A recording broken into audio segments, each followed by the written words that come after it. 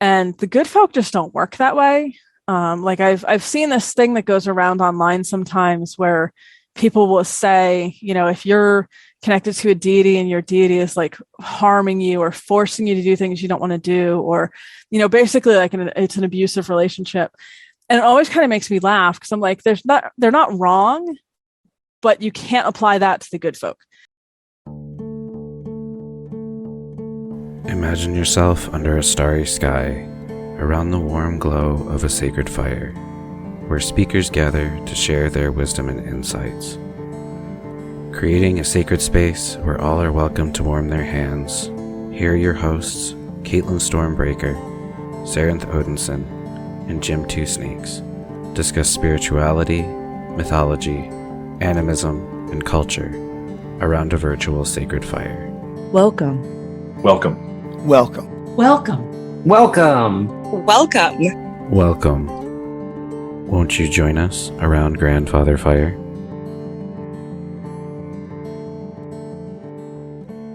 Hail to the ones deep in the mound, deep in the earth. Hail to the ones flitting through forests and walking tall among woods.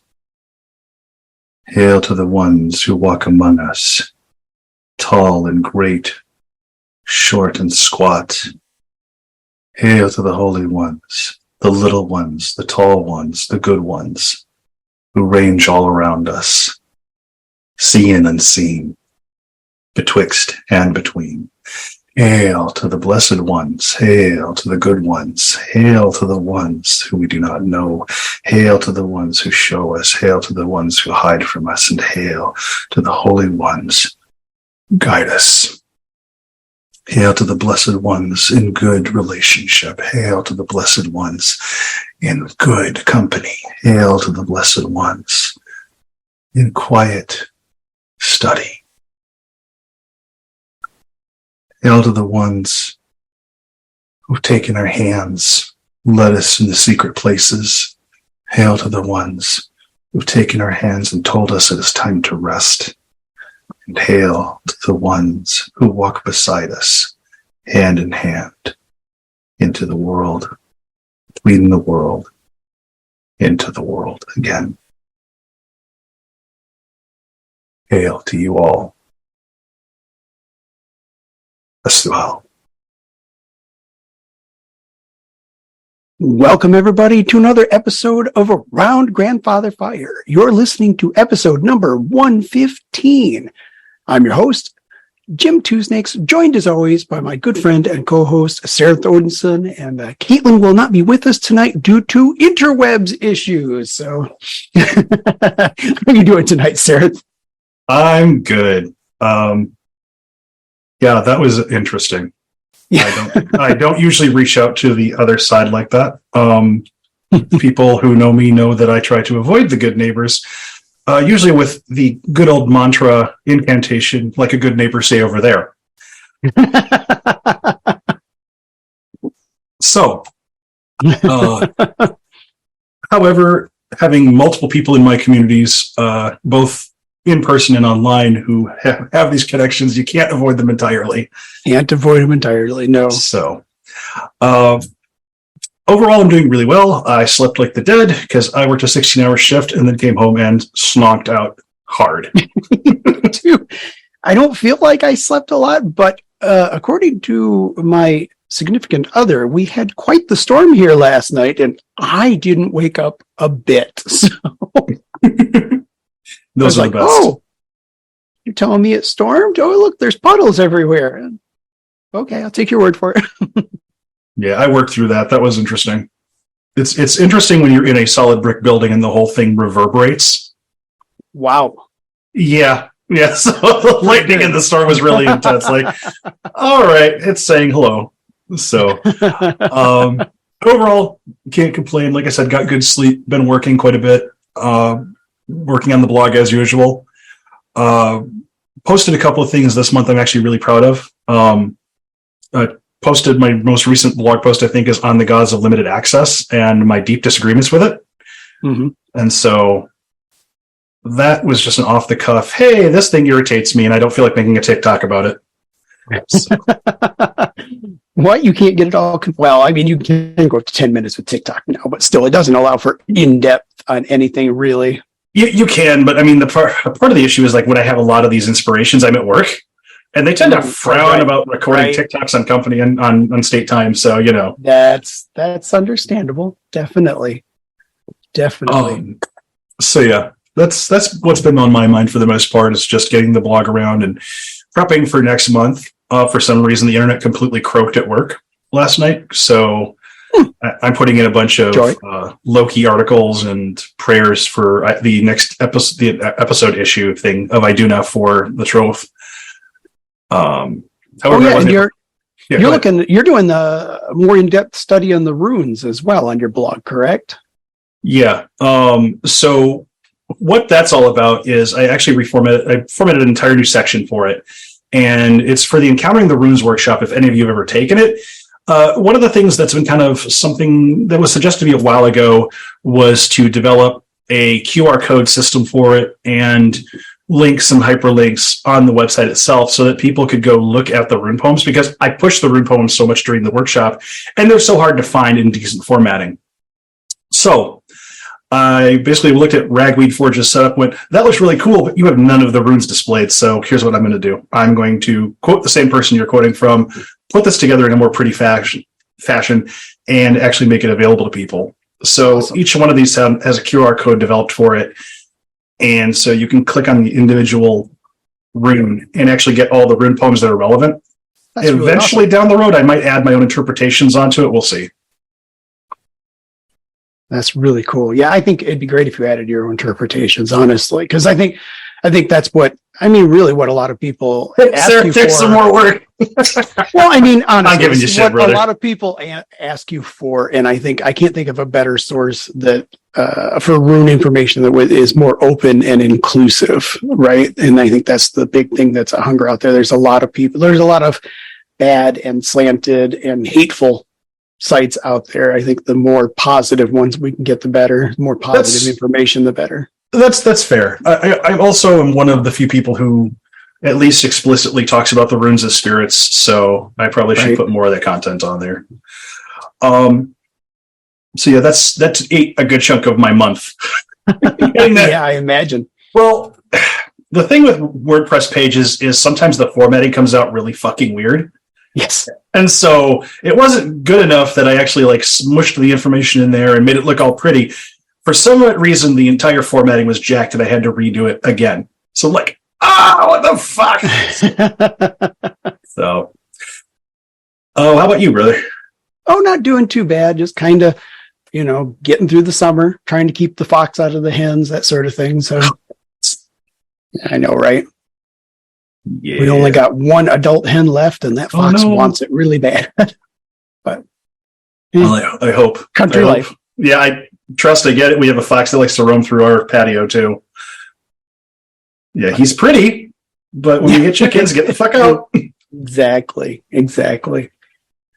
Well, I suppose I want to have the most amount of time we can have with our guests. So would you want to do introductions, or do you want me to? Nope, I got it. All right. So, Morgan Daimler is an author, teacher of esoteric subjects, witch, and priest of, and I'm sorry, I'm going to probably butcher this, Nadoi Maith. Prolific pagan writer, Morgan has published more than 36 books, both fiction and nonfiction, and presented workshops and various events and conferences. They're also a very experienced translator of some of the oldest forms of the Irish language, assisting many modern-day pagans access to the oldest Irish lore. And you can find them at their Patreon, patreon.com/Morgan Daimler. And we will have all these links available in the show notes once we go live on that.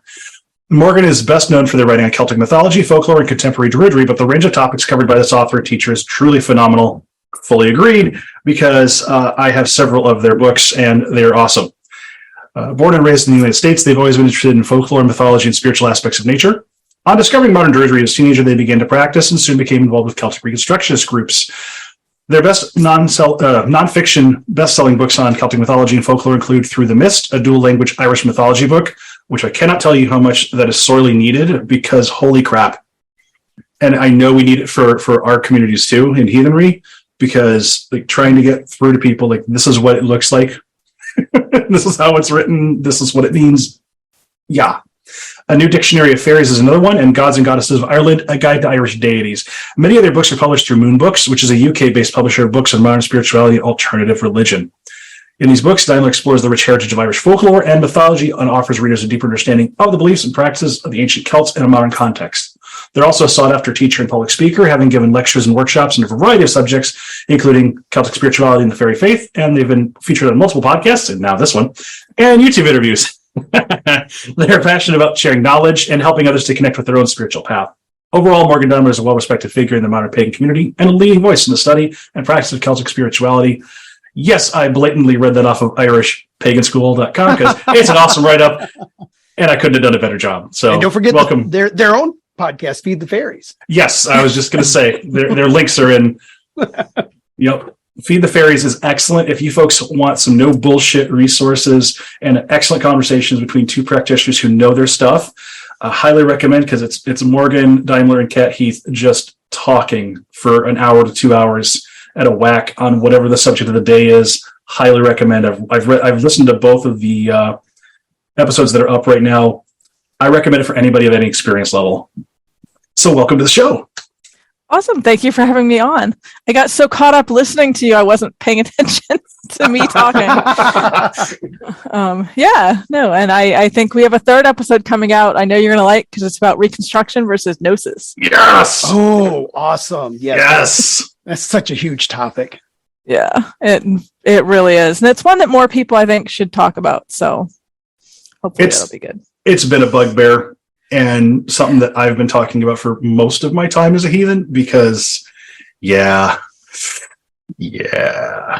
reconstruction, and then there's living the religion. I mean, it's a natural struggle, because there's part of us that are, you initially become captivated with all these myths and stories and how things used to be. And so you want to feel connected to that. But then that can sometimes, as we've discovered, become extremely limiting for what comes next. So that's a natural conversation that has to happen. And it's one that in my own journey I've gone on. So I get it. Mm-hmm.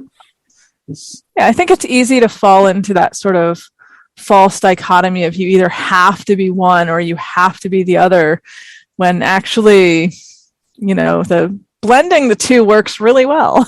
Weird. It's like they're opposites of the same coin. Huh. It is. It's like they were meant to work together. Yeah, it's almost like things happen over the course of human history. And it's not. Go ahead. I'm sorry. It's almost like spirituality is interactive or something. What? Weird. I know. You mean I don't just tap A and get the cutscene? Damn. See, now I'm imagining what that would be like. Just like light a candle, pour out some mead, fun montage scene. I'm just this is programmed like shit. This is all QuickTime events. What the hell? I'm thinking of some of the old video game codes, and like your ritual is a bunch of candles lined up that just say A, B, up, down, up, down. Oh my God. I get to the cheat screen here. Yep. And if you do it wrong, you have to start over. Isn't that what the PGM was basically? I think there's a couple books out there that's basically the premise behind them. It's like, how can we have cheat codes for our religion? So it tries to have cheat codes for everything. So sorry, brother. No, you're good. You're good. My brain is just going off into Konami code land going, all right.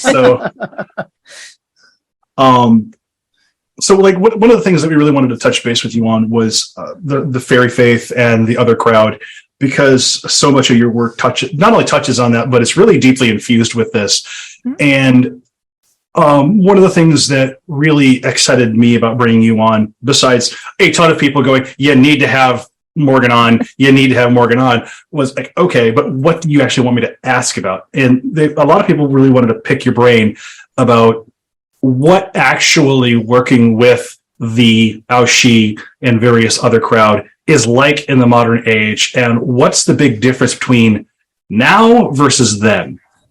Those are some good questions. Thanks. I honestly am not sure there is a huge difference today versus in the past. when it comes to actually working and interacting with them, just because of the nature of sort of who and what they are. Like we have technology, we have all sorts of things going on that, weren't around 100 years ago, 200 years ago, but they are still beings who have a specific kind of focus, and specific things that they tend to influence. It's interesting to note, I guess, that they don't seem to get along with modern technology, not in the sense of like, I've never gotten a feeling like they're not interested in it or are like, against computers, but electronic stuff doesn't tend to work well around them. I usually warn people when I do interviews like this that we often will get like weird tech issues happening. I've kind of gotten to a place now where like enough offerings get made, enough milk gets poured out, it seems like it's okay. But it seems like in their nature, they have sort of a glitch effect on technological stuff. So I haven't personally seen a lot of crossover with them into more modern sorts of things.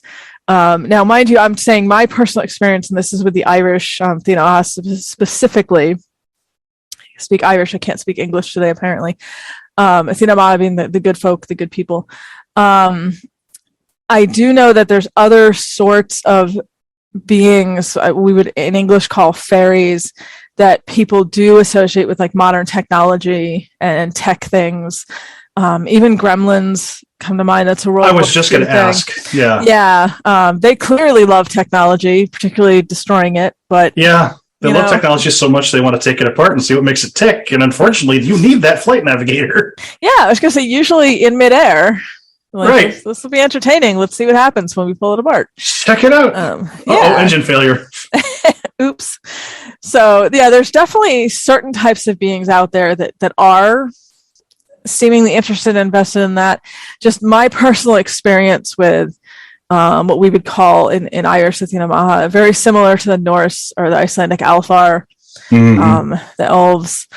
It seems like whatever their nature is, whatever their energy is, they get around tech stuff and it gets weird.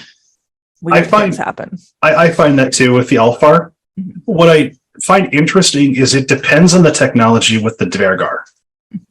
So if it's to build something, they're usually pretty chill with it, like modern propane tanks, for instance, and propane systems for forges. They're usually pretty chill with that. Mm-hmm. When it comes to some of the more complex stuff, or I wonder if, at least for the Dvergar, if it is a right to repair issue for them because the technology gets so complex that you can't fix it. Yeah, that's fair. But and for the Alfar, I find a lot of what you're talking about with the Alfar as well. Yeah. And that was a bit of a learning curve for me. I didn't initially approach it that way. Like I didn't have that idea in mind. And I actually used to tell people like one way to tell if it's something like the good folk versus say like human ghosts is that, the good folk, they don't affect electronic things. And I quickly learned that is not the case, that they do, and that they'll like batteries will drain and stuff will glitch out and all kinds of strangeness. I did an interview once where when we were recording the interview, it sounded completely fine. The host could hear me, I could hear him, not a problem. And when he went to check it back to edit it, there was like a vibrating tone through he couldn't use anything in the whole episode because there was this weird like artifact that was happening. So yeah, they definitely have an interesting effect on technology, which is my roundabout way of saying I don't think that they particularly interact much with that sort of thing, which loops me back to the original question, which is interacting with them for me, I think is very similar to how it would have been in the past for anyone, because they don't do much with the tech stuff. So what they do connect to and what you connect to them through is going to be non-technological for the most part. Although I don't have any cows, so Yeah, fortunate thing in that regard. Yeah, I mean, I wish I did. Cows are awesome. My sister's a dairy farmer. She has cows. I admire them from a distance, but my neighbors would not appreciate if I had a cow. So no fresh milk offerings here. Do you think it's just because the fair folk are so connected to nature and a lot of technology is so artificial and constructed, or what do you think the reason for that might be? So I actually, and this is my personal opinion before everyone listening to this, like, jumps into the comments to this is new lore now. Their own opinions. The idea of the good folk being nature spirits is kind of a modern one, really heavily influenced by theosophy and the Victorians. I can get on a good rant about the Victorians without much motivation. So rants are good. We like rants. We like rants. Yeah. I don't know that they're really super connected to the natural world per se, as that they have kind of a vested interest in certain places and also in certain things. So like they're very into dairy products, which the Alpha are as well, as far as I'm aware. It's actually really common globally for certain types of spirits to be very into dairy. Dairy is popular. And there's a long history in the Irish of humans sort of being in this kind of like a pact situation with the good folk where we owe them a portion of our grain harvest and our dairy harvest. So I think that comes into play a little bit as well. But I honestly think the weird tech thing is more just the way their energy is. Like I said, whatever their nature is. I also have a lot of personal theories about the whole iron thing, why iron wards them off and why they don't like being around iron. Because that's one, we don't have any answer to that. There's no mythology or folklore or anything that says this is why some types of the good folk don't want to be around iron. So everyone kind of has different theories. One of my theories with it, the aspect of the theory, is that iron is something that's very grounding. And whatever their energy is, whatever their magic is, if we want to call it that, doesn't function well around that particular metal. And I think that's the same reason when you get them around technological stuff that things get real weird, because it has that effect. I would be really curious if I had unlimited finances and time to do like a Faraday cage and see how that would work with their energy in a bunch of different ways. A fairy day cage, as it were. Yes. You're such a dad. I'm going to pretend that pun was intended. Sure. Yes. Oh shit! I had a question. Oh hell! Come back to me in a bit. It'll come back. It's still there somewhere. It is. It's like on the tip of my tongue. Something like iron or grounding related. Yes. Fuck. Okay. See, that did it. With regards to the iron quote allergy that is usually like recounted in a lot of both folkloric and modern sources, you've mentioned a couple of times now that not all of the other crowd are allergic or have that reaction to it. I'm curious if you know, or if you've experienced particular folk that don't have that reaction and why that reason might be. Is it similar in that aspect you just mentioned? Sure. So I will say up front that the allergy thing is also another of my theories. Like, some people agree with that, some people don't. Before the whole audience is jumping too much on that. Right. One of many theories. But I suspect it has to do with the nature of the being. So like forge spirits that are kind of by nature supposed to be around any kind of crafting, whether it's blacksmithing or even in more modern terms, any kind of forging. of metals, to be clear, as opposed to other sorts of forging, which should also probably attract fairies, but different thing. Metal forging. I think that if you're going to have beings that are attracted to that energy, who are kind of, that's their environment, then of course they're not going to be sensitive to any kind of metal. They're going to be good with pretty much anything that's going on there. And the other main exception that we see, besides the gods, because iron does not work on gods, in case anyone was wondering about that, is hearth spirits. And I think that's a little bit of the same. I mean, if we were going to draw a super broad conclusion, and I do not believe that these beings are elementals, I'll say that up front, but it does seem like the ones who are the most comfortable around fire are also the ones that metal alloys don't seem to bother. So you can kind of make of that, I guess, what you will. Well, it's kind of a similar thing where you've got some of these spirits that will work really well with modern tech. And I again, because of my lack of experience with the other crowd, but relatively more experience with the Alfar, the Dvergar, I'm going to use these as analogs as best I can. My experience with the Dvergar is that modern technology is pretty cool with them, as long as it's something that enables you to do a thing, like more effectively or efficiently. Like if, for instance, you can't hold a chisel, but you can use a Dremel, they're not going to give you shit for it. But there's just certain things that they don't seem to appreciate as much. And I think it's probably to do with, on the one hand, I think this relates back to stories of when modern industrial technology first came along, and there were stories of the dwarves packing up and leaving as the blasting started. Yeah. I'm curious if there are similar stories of the Alfar in that case. Or not Alfar, I'm sorry, the other crowd.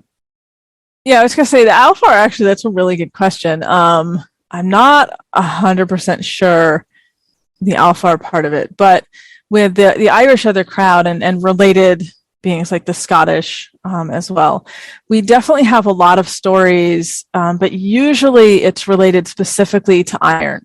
So like when the trains were coming in, the train tracks being largely iron, and then the train itself, of course, being just a gigantic rolling chunk of iron. So choo-choo, grounding motherfuckers. Yeah, basically. Grounding for everyone.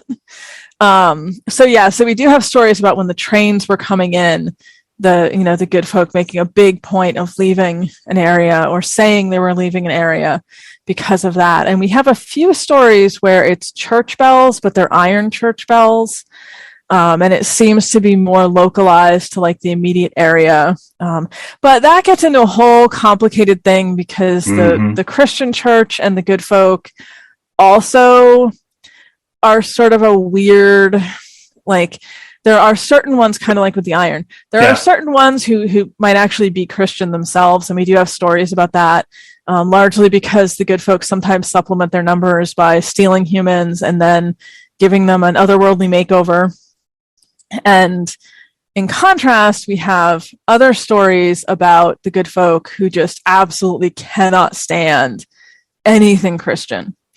Will not stay around it, whether it's prayers or symbols or any of it. They don't want any part of it, which again, I think it's pretty clear in a lot of those stories. It's because those were powers that were being used to drive them out, or attempted to be used to drive them out.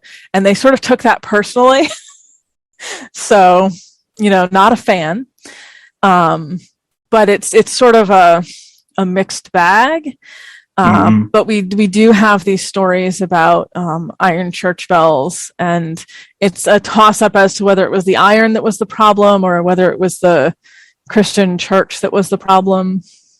I've experienced similar echoes in folklore about the Alfar. Hat tip to Claude Lacouteau, who compiled a lot of this. Love his books. Same. Something he points out that there was another thread. There it is. Something I wanted to ask was, over time, one of the things that he notes is that the elves fairies, dwarves, all these mythological beings start getting smushed together or reblended and repackaged over time. Thanks, Victorians. I'll lay a lot of that at their feet, but to be fair, it was also a long-term thing too, as he notes in his. I think it's. We can blame the Victorians. It's fine. Okay, fine.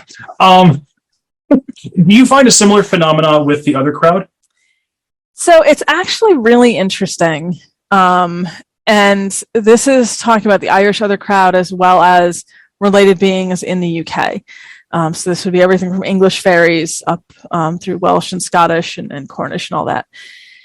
It's interesting to note, if you go back far enough, which would be the oldest material we have, this would be 9th century, so that would be Anglo-Saxon, and then the earliest Irish material that we have in writing. All of these terms are pretty generic. It really was just the human in question was like, I don't know what it is, so we're going to call it one of the Ishi, or we're going to call it a Puga, or we're going to call it an elf, I should say, because elf is plural. So that would make no sense. Call it an elf. And, and Alaric Hall discusses this a lot, which I love his work and highly recommend it.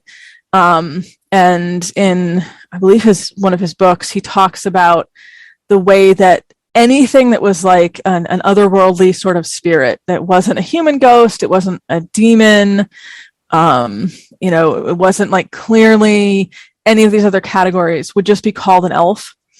And so we see all these examples of like water elves and meadow elves and mountain elves, and they would just tack elf onto anything and be like, that's what that is.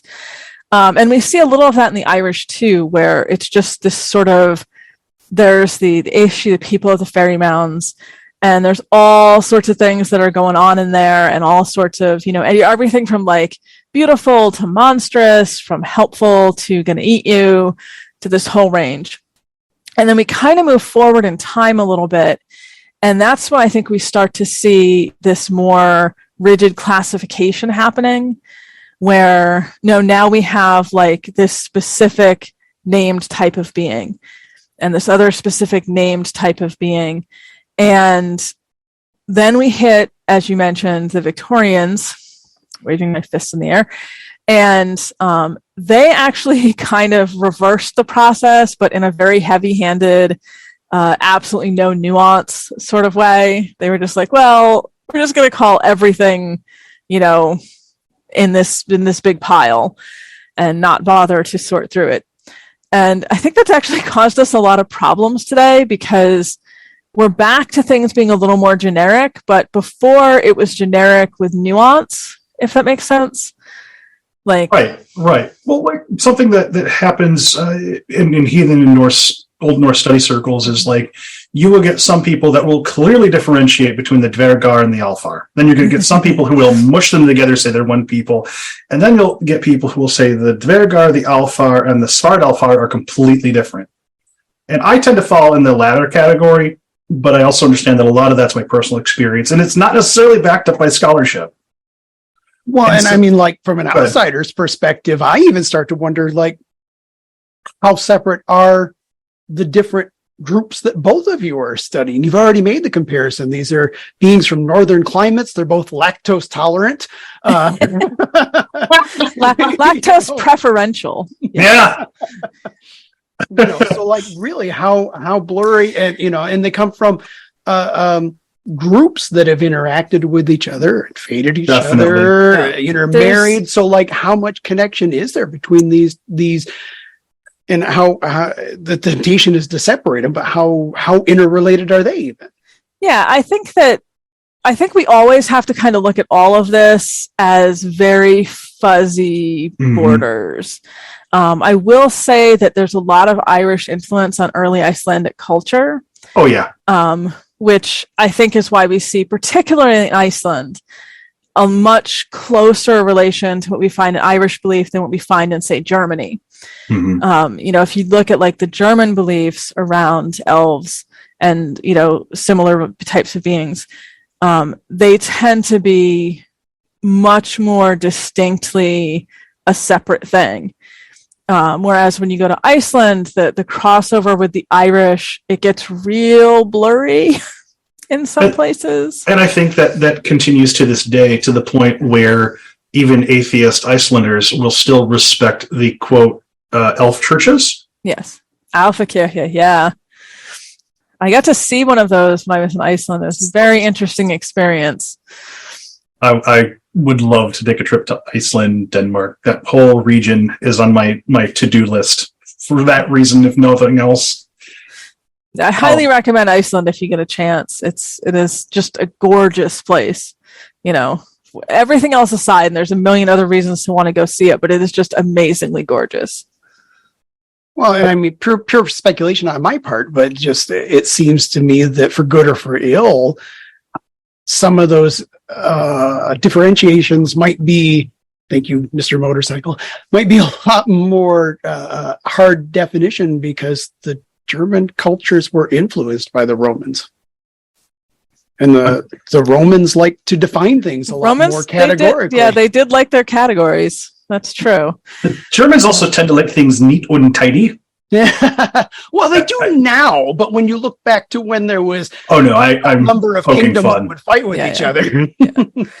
But I think part of what causes us problems today is that our modern culture is very category oriented. We really like to know exactly what a thing is, how it relates to other things.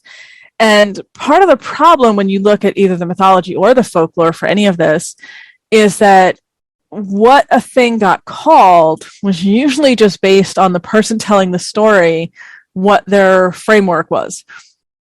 So we have stories, particularly in the Irish, where, you know, the word mermaid gets used for what is clearly what we would understand in other folklore as a selkie.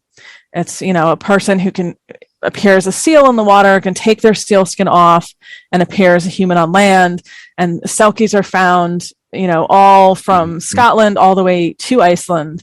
It's very widespread folklore. But we'll find stories in some places in Ireland where they are calling them mermaids, even though clearly that is not what is being described in the story, not that classical Mediterranean mermaid concept. So I think when I started realizing that was when I started to realize how messy all of this actually is.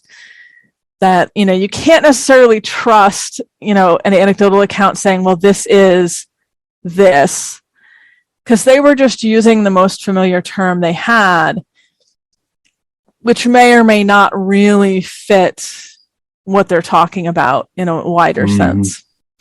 Yeah, I think that the lines get awfully blurry.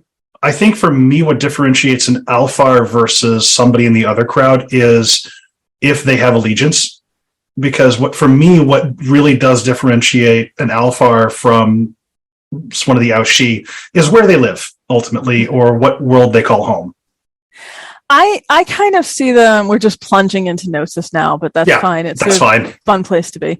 I tend to see them almost like the same way I would see Irish and Icelandic human cultures. Like they're not identical, but they're related. And so they share some things.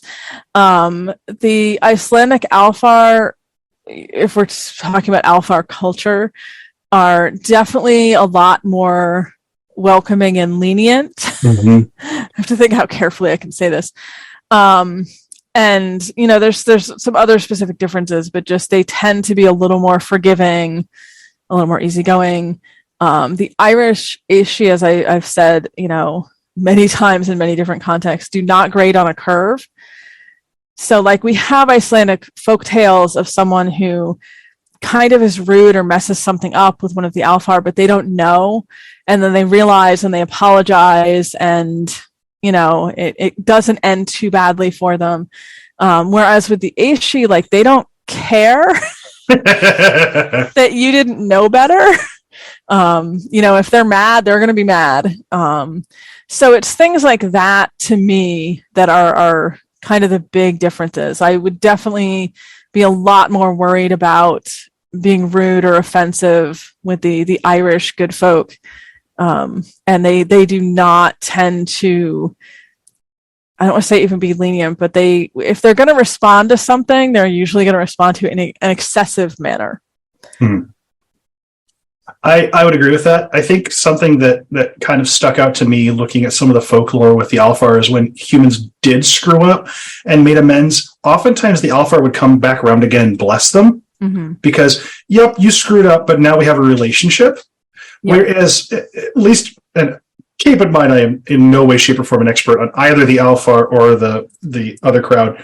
What seems to be is this almost punitive. Like, you have broken the rules, this is the consequence. Yep. It's not even necessarily punitive. It's just, you may not have known the rules of the game, but you should have, and you fucked up. Yep. I will often joke that you really need like fairy lawyers to sort of explain, but it's a similar concept. Like, if you as a human break a law and you didn't know there was a law about it, you didn't know you weren't supposed to do the thing, but you get caught, you're still going to be in trouble. Right. Like, for the most part, just saying like, oh, pleading ignorance, I didn't realize, is not going to help you. And that's kind of how the Irish Aishi are in a lot of ways. Like, it does not matter to them whether you knew better or not. You did the thing, and now you're going to have the consequences for doing the thing. Whereas other types of similar beings, like the Alfar, they do seem much more willing to be like, okay, you didn't know better, and you're willing to make amends. And yes, now we have a relationship and we can be friends. Like, the Irish Aishi do not tend to work that way for the most part. I mean, and I'm making a lot of generalizations here. It's like anything else. Spirits are going to do what they're going to do. They have their own free will and agency. If they just happen to like a person, I have a friend who, for, assorted reasons, these sorts of spirits just really seem to like him.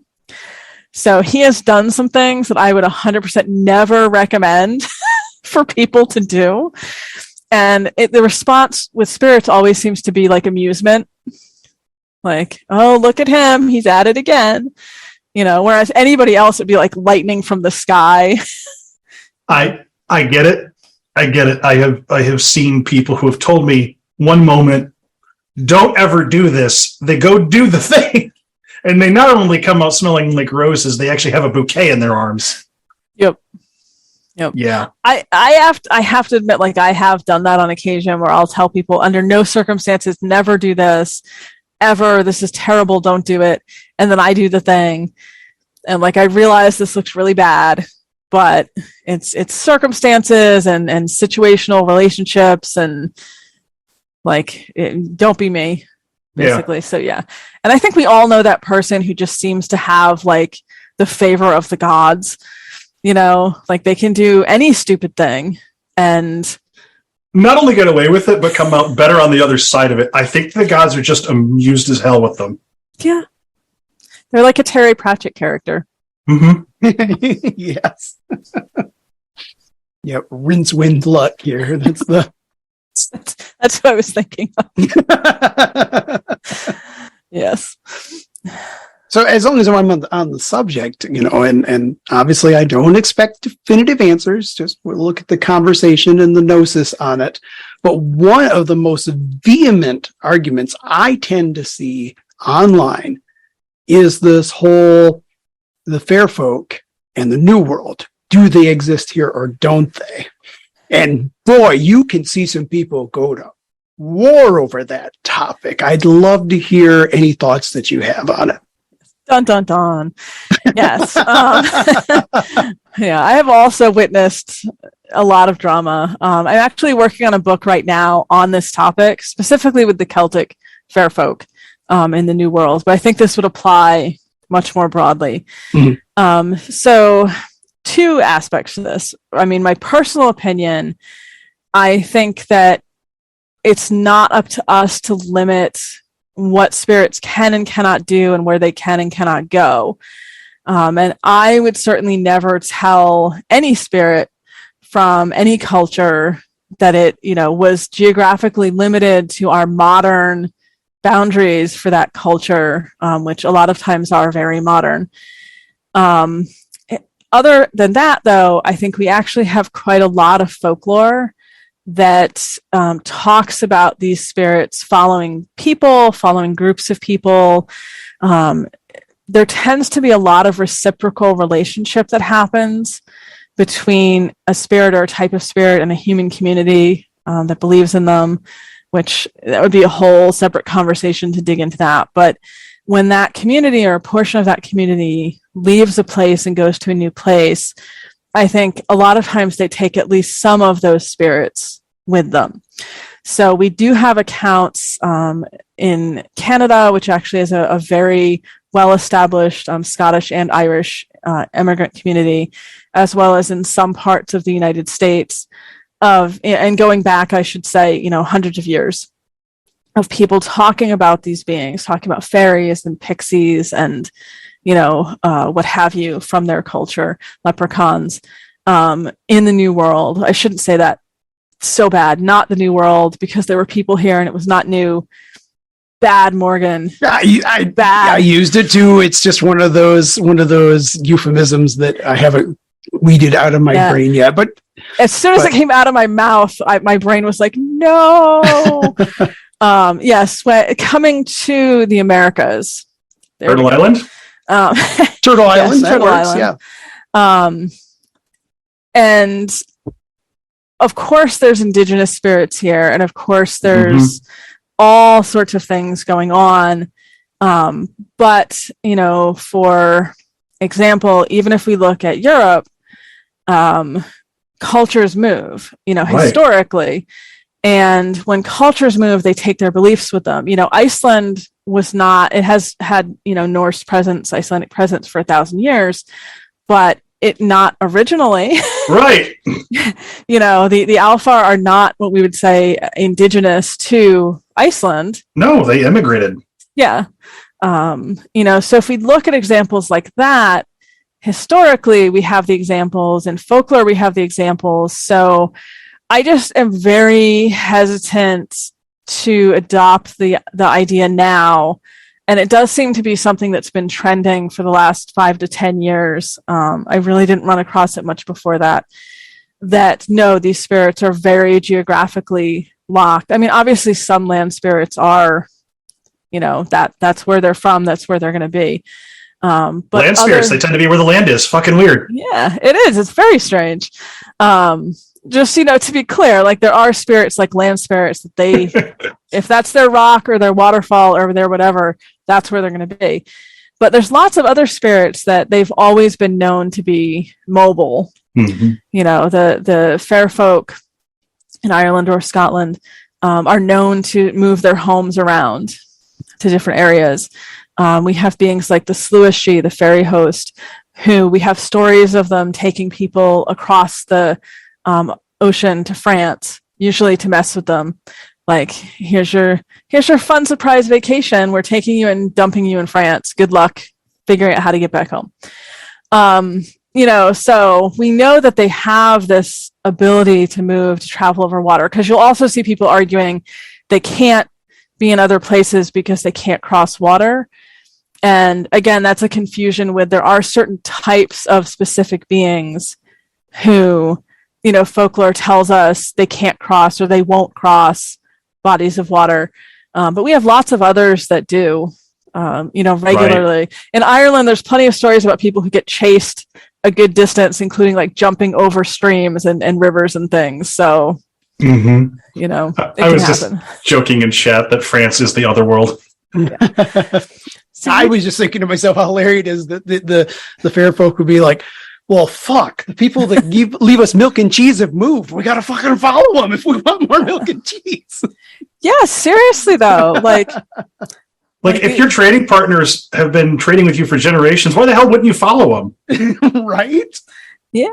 There's actually one anecdotal account in the fairy faith in Celtic countries, and I believe it's in Scotland.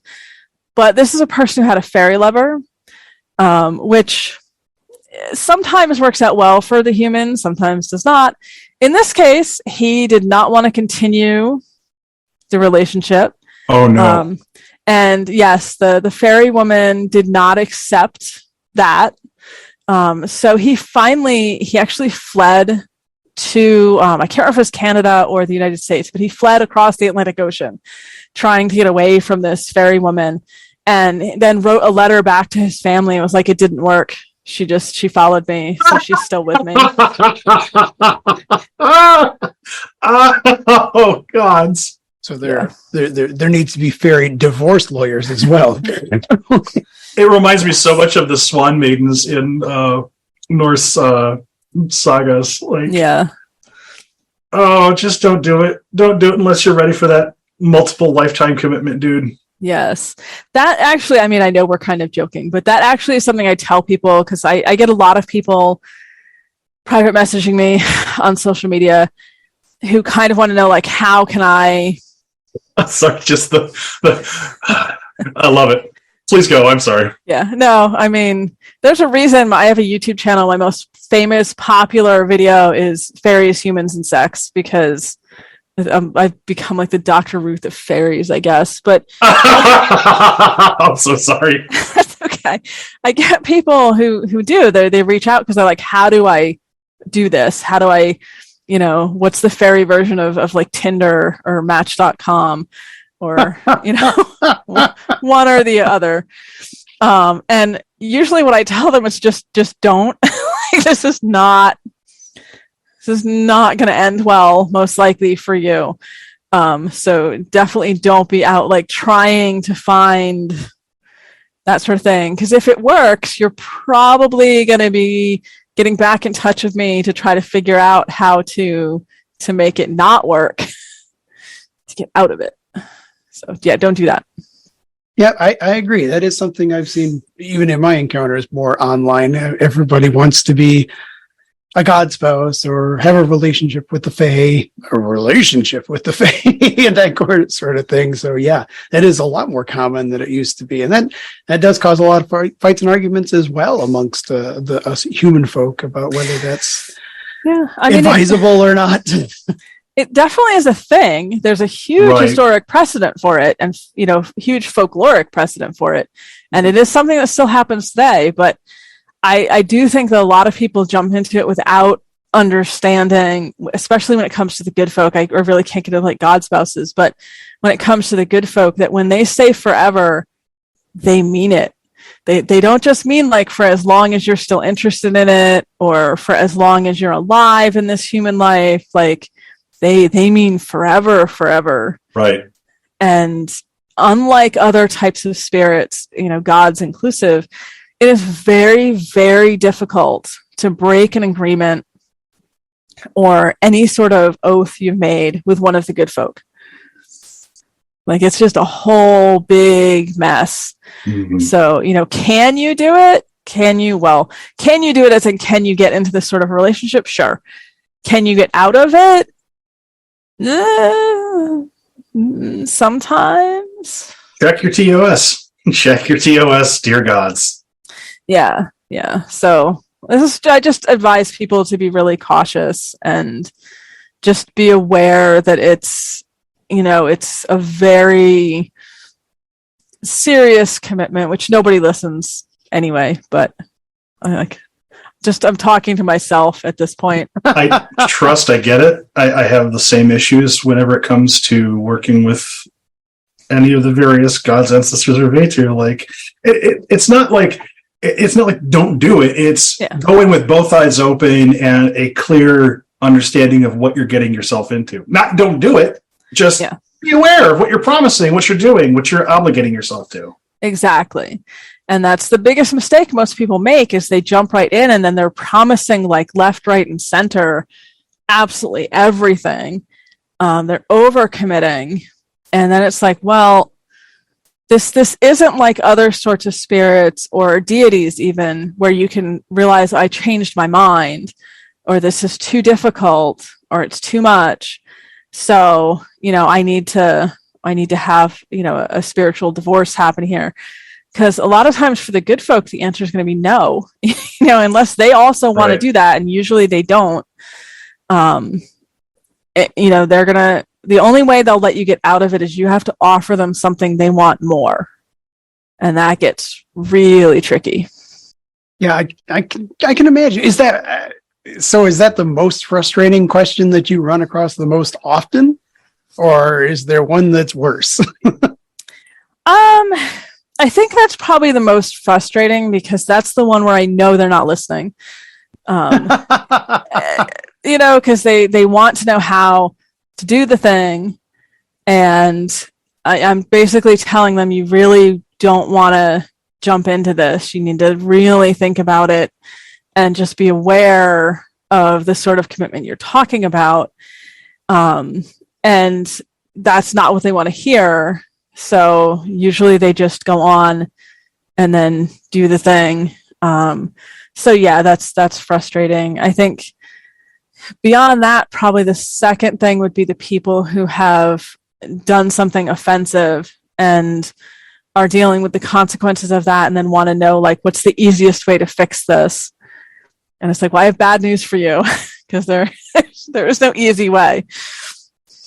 Easy is not going to be in this conversation. And a lot of times they don't like to hear that either. But I think for a lot of people, the good folk aren't really real. Right. I was just going to say. Yeah. So, you encounter this with various gods, ancestors, and spirits as well. Like once you start taking this seriously, you start realizing the impact of developing relationships has meaning.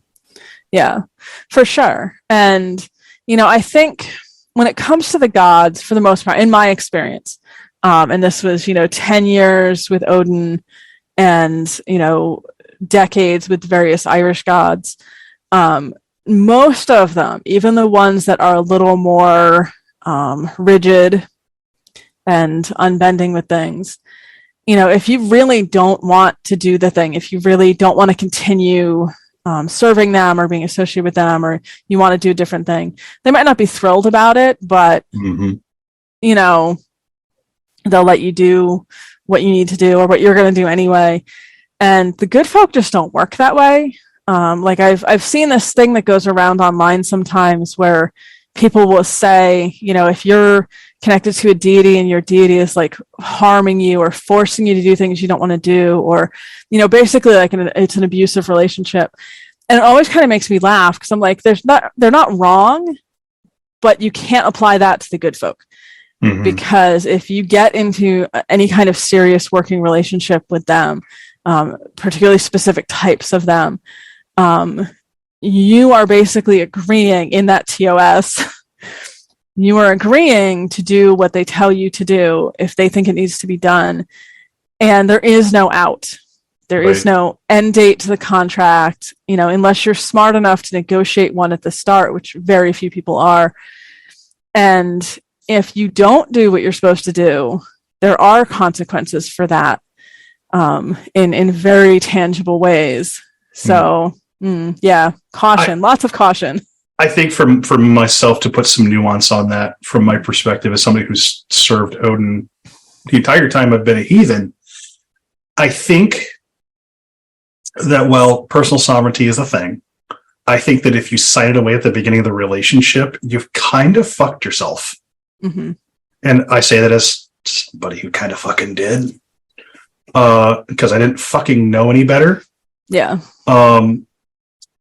Part of my work with Othin was also to like rediscover and re-up my personal sovereignty. And when that was a thing, then he said, okay, we can take the chains off. We can take the collar off at this point. Yeah.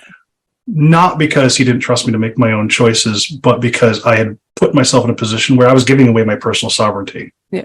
And I think that sometimes when people get into these relationships with the gods, some of that shit they're doing because you would rush headlong just as much into another relationship that was way less forgiving. Yeah. Like just my personal gnosis talking here. I don't think anybody should take abuse, but I think that a lot of people are reifying their relationships with gods as though they're mom and dad, and they're not in a lot of cases. Now, I say that as somebody whose last name is Odinson, so take what I'm saying here with bags of salt. This is personal gnosis territory, etc. But even in that relationship, there was a point. And with Odin, there's always a point. You just can't escape it with the old man. At least in my experience with him, part of the reason for locking down a lot of my choices was because I was going to fucking hurt myself or somebody else. Yeah. Sorry, go ahead. Oh, no, I was just going to say Odin gets kind of a bad rep sometimes, but in my experience, I'm very fond of Odin still. Everything he does is for a purpose. You know, I don't think he ever does anything without a long-term goal. And I've never personally seen him do anything that was directly harmful to one of his adherents. Not to say that I haven't seen his adherents do harmful things, Right. but that's them making their own human decisions. And I see it a lot with the Morgan as well, where people will kind of blame her Yes. for all sorts of things. And it's like, well, I don't think she's the one doing that. I think she becomes an excuse for the person to do that. And then be like, oh, you know, look, the Morgan's blowing up my life. It's like, well, no, you're kind of doing it to yourself. Rather handily, I might add. Right. And I do think there can be a really fine line between the gods genuinely directing or influencing people and people blaming them for things in their life. You know, when it comes to the good folk, they are not subtle. Right. And if they're involved in something, you know, it's not going to be like you just feel like everything's really difficult for you, or, you know, you're just having all these problems and interpersonal relationship stuff, which gets blamed on the Morgan constantly. You know, if it's like stuff with the good folk, you know, and I've told this story before, but I went blind for 3 days because I refused to do something they wanted me to do. They're not subtle. And if they want a thing done and you've signed up to that agreement, that's the sort of thing that's going to happen, which is why I just warn people to be very cautious. I think it really gets to something that I am seeing a lot in modern pagan circles, but I think to a certain degree, because of how short form TikTok is, it kind of accelerates. We've talked about this on the show before, where TikTok, because of the short form content it is, accelerates a lot of these conversations and trends, because we've seen like 3 or 4 passes of this particular thing go through TikTok's Witch Talk and Heathen Talk communities already. And it started like 3-4 years ago. I think that part of the taking serious of what you're doing and why you're doing it is realizing that you have manifest real consequences. Now, whether you see the gods as literally real or as, say, these are ways that our ancestors used to explain the cosmos, that still has a real fucking impact. Because if this is how you understand the cosmos, that extends to how you treat the cosmos, yourself, and everybody else around you. Whether or not the materiality of the gods is in question is a whole other philosophical discussion. How you treat the universe around you manifests through the thoughts you carry, the actions that manifest from that thought. So when we talk about, you know, not treating the good neighbors as actually having import, of having impact, when we're not talking about the trees having spirits, like when you can devalue and denature and disenchant the world, the trees just would. It's resources. So I see a good chunk of this attitude play out for better, usually for the absolute fucking worst, because they start realizing in very manifest terms, this shit's not only real, it can affect them. Mm-hmm. And I know you've seen this with your work with the fairy faith. Yeah, what I see a lot, which is directly, I think, reflected in that, is people who treat the good folk like vending machines. Like they get this idea of, I want to work with fairies because then I can wish for things and they'll make my life like really wonderful and I'll be happy all the time and sparkles and rainbows and whatever. And you know, it's a relationship, and these are beings who have independence and agency and their own agendas. You know, they're not just hanging around waiting for some human to ask them for something so they have something to do. And they certainly can be positive and beneficial. You know, I've had, you know, outright miraculous things that have happened in my life that I directly attribute to them. So there are benefits, there are positive things, but there's also the other side to that coin. And there's also that, you know, you have to put in, if you're going to get back. Reciprocity involves you earning it. Really, you have to do something in order to get something back. It's not just a make a wish and wonderful things happen. Well, I think something that strikes me as we were talking about this is, something that you've brought up on your show that we've brought up on this show several times with a ton of different guests, is relationship. It's not the, okay, I'm going to get this thing and then the relationship is complete. Like, that's a transaction. Yep. And that's fine for certain spiritual relationships. But generally speaking, when you're talking about working with the other crowd or working with the Alfar, or just developing a relationship with the rock outside your house or the tree outside your house, you're not talking about, well, the end goal is that once we get to a point in this relationship, I'm going to turn you into rubble or a table. Yeah. Yeah.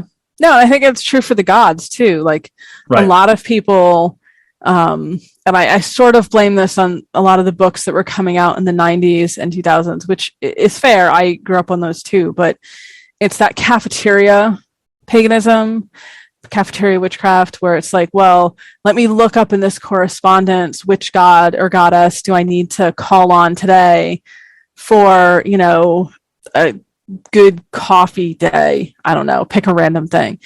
And you get into that mentality, and then much like seeing the tree as just wood, or the table of the future, you start to see the gods and the spirits as well as just a means to an end, as opposed to beings that you're in a relationship with, in any sort of a context. And the good folk are very much about that. They have expectations, and they expect you to fulfill your end of whatever the situation is. And you can't just look at them and say, this is just wood that's going to be a chair someday. You have to say, okay, this is a living, breathing tree that's already doing all these things and contributing to the quality of the soil and the air that I'm breathing and all of this other stuff.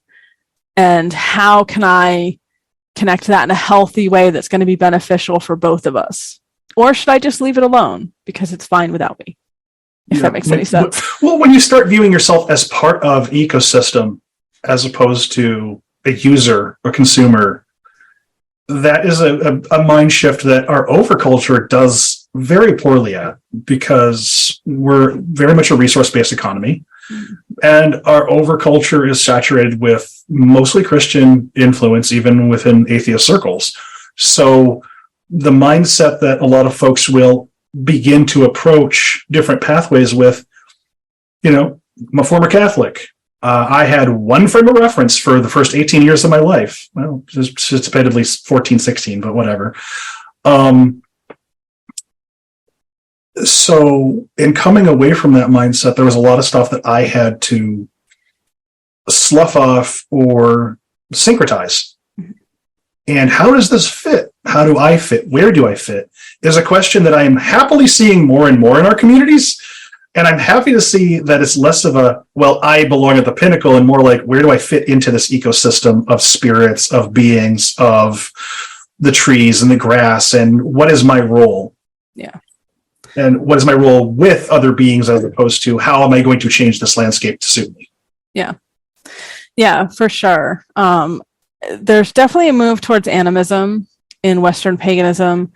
I'm hopeful that will actually become real animism at some point, because mostly what I see now, and I know people are trying, so I don't mean this to be as critical as it's going to sound, but a lot of people that are coming from that very overculture kind of background approach animism in a very sort of plug and play kind of way. Like, I want to believe everything has a spirit, but that's not really my mindset. So this specific tree that I care about has a spirit in my yard. But you have to kind of get your head around the idea that there's spirits in a lot of things, not just the things we like. Sorry, please go ahead. Oh, no, I was going to say, I go through this a lot with my car. I've had my car for a long time. She is very old, but she is a wonderful car, and she definitely has her own spirit at this point. And And to me, that's as natural as anything else having a spirit. But I do run into pagans who are like, no, nothing man-made can have a spirit. It has to be in the natural world. It has to be, it just, there's very narrow parameters. Separating ourselves from the natural world without even meaning to. Yeah, I get that. I tend to think that there's a couple things that are going on there sometimes, and one is simple self-protection, and the other one is a matter of volume. It is very hard to be a tried and true animist in a world where we interact with so much on any given day. Yeah. Right. So to some degree, it was a lot easier if it was, your local farm and your local orchard and your local sort of river and rock. And so that's how a lot of it became associated with nature and stuff is the beginning with. But it's a lot easier to have that world perspective when, in honest truth, in the modern culture, we're dealing with so many different objects and things that have various levels and degrees of spirit to it, that to keep that front of mind a lot would honestly be exhausting. I think once you get to a place where that's just the way you understand the world,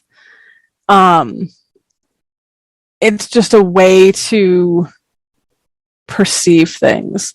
I don't know a good way to explain this. Well, if you have to consciously remind yourself that this computer has a spirit, for instance. Yeah. You're having to consciously reinforce your relationship with that spirit. And if you believe that there are fire spirits that allow us to communicate right now, that's another layer. And if you're not used to thinking that way, it takes a lot of effort. Yeah. And like I said, I don't say this in any way trying to be judgmental. I just think it's a way that people understand the world. I think it's great that more people are trying to get into more animistic paradigm. I just hope that we can start, moving into a fuller version, I guess is what I'll say. Certainly. I would wager it'd probably take us another 20 or so years, because that's about what it took us in the 80s and the 90s to move past the gods just being archetypes and plug and play. I think I might even argue it's going to take longer than that, because we've been acclimatized and built into a capitalistic worldview for far longer than that. And so it's going to take quite a while and quite a few generations to really reverse that to the point where it's a natural state. Yeah, that's true. Yeah, I do think capitalism and animism do not mesh well. No. But I would agree with that. I would say raising a couple of polytheist animist kids, that they get it so much more innately, and I don't have to explain shit to them. They're just like, yeah, that table has a spirit and we need to clean it to respect it. Okay. Yeah. There was a psychologist, Jean Piaget, and I don't agree with all of his theories, because his real premise was basically the evolution into the, human beings and truly civilized people being monotheists, which is crap in my opinion. But I do think he had one good point, which is that all children, all humans start out animus. All small children personify everything around them. They have an innate understanding that just like they're alive, in some sense, because children don't really understand life and death really until they're a little older. But young children, toddlers and little children, they kind of understand that everything has a spirit in a way, and they have to be taught not to believe that. They have to be taught that, no, humans have souls, but other things don't, or what have you. And like I said, I disagree with the rest of where he went with that theory, but I do think that we all start out that way. We all start out with an understanding that, the road has a spirit and a personality. The river has a spirit and a personality. I can point to animals like cats, and that's a little easier for people to get because they're interactive and, cuddly sometimes. But once you kind of take that understanding of like, my cat has a spirit and a personality, and so does that tree, and so does that rock, and so on. And obviously there's degrees of animism. Animism is not just like one big blanket thing, but right. Different understandings out there. Actually, I would like to ask too, because I think this is a good transition. One of your titles that really intrigued me was one of your ones from earlier this year, The Pagan Portals, the 21st Century Fairy, the Good Folk in the New Millennium. Yep. And can you tell me a little bit more about, what inspired that, and did you make any discoveries along the way, things that surprised you? Tell me about the process of creating that book. Yeah. So a couple of things had inspired it, like a couple questions I was getting asked when I was teaching. But the main thing I think really was I kept running across people who were kind of romanticizing and treating fairies like an anachronism. Like, when you encounter the good folk, they're always going to be sort of these 17th century or earlier types of beings. They're always going to have like, Ren Fair attire. They're always going to be these sort of frozen in the past, like little bugs in amber. And we actually have so many modern accounts of people interacting with them, like fairies in jeans and tie-dye t-shirts, and, fairies in all sorts of different, very modern settings in cities, in apartment buildings, all these things. And I was also running into a lot of people who felt like fairies, even though they might believe in them, fairies were really sort of a thing of the past. Like, people didn't still see them or encounter them as much as you might want to. And we just have all of this material, really, that contradicts that. And I wanted to put that out there for people and to kind of show people that, in fact, these are living beliefs. These are things that we still have, and not just like pagans and witches who might be more inclined to it, but, the general public in a lot of places, a lot of people will have encounters who did not believe in them beforehand, and then they have an experience and they do believe in them after that. I think the biggest things I learned, honestly, was that probably the reason so many people, particularly pagans and witches, don't think fairies are still around and don't believe we're still having experiences with them is because they have such a narrow understanding. I 100% blame the Victorians for this, by the way, and Theosophy. They have such a narrow understanding of what fairies are that, they could run into one of the good folk looking very human, just acting very uncanny, as they tend to do. And that person would never even think that this is one of the fair folk.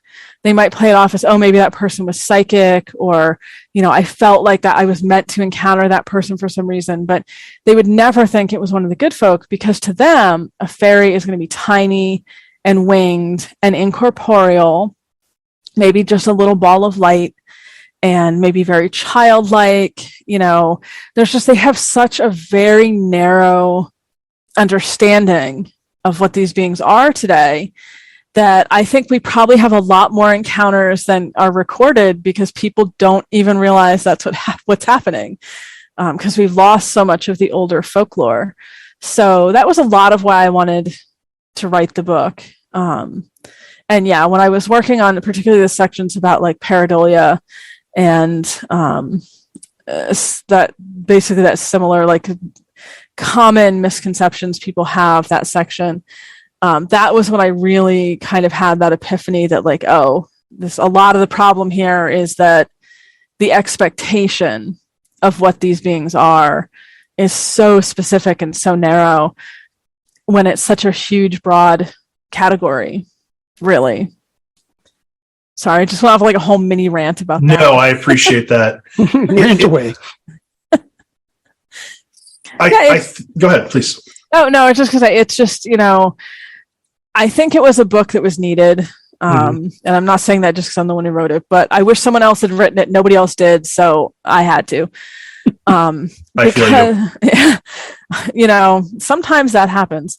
And I think that we do need to kind of get that idea out there. I've seen a couple books on like urban fairies, but they're still sort of with that very narrow lens. And I think we need to really broaden our understanding.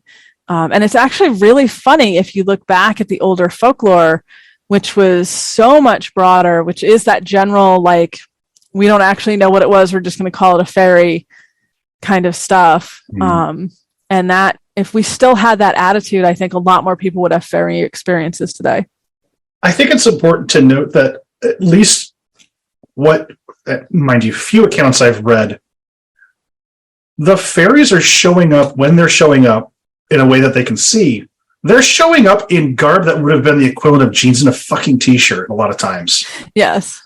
Yeah. And so it would make sense to me that we're going to have, fairies and Alfar and Vergar that are going to show up in some modern looking clothing. Yep. Now, granted, I've gone to Svartalfheim and some of these guys are wearing stuff like breeches because the forges are just so hot. Yeah. And that's it. You get some that are like walking around in the modern equivalent of jeans and a t-shirt, or maybe a tunic and some pants or something. Yeah. I think part of the issue is that we're isolating experiences to this broad thing called folklore, and then we're putting that in the past as though it's something we cannot experience now.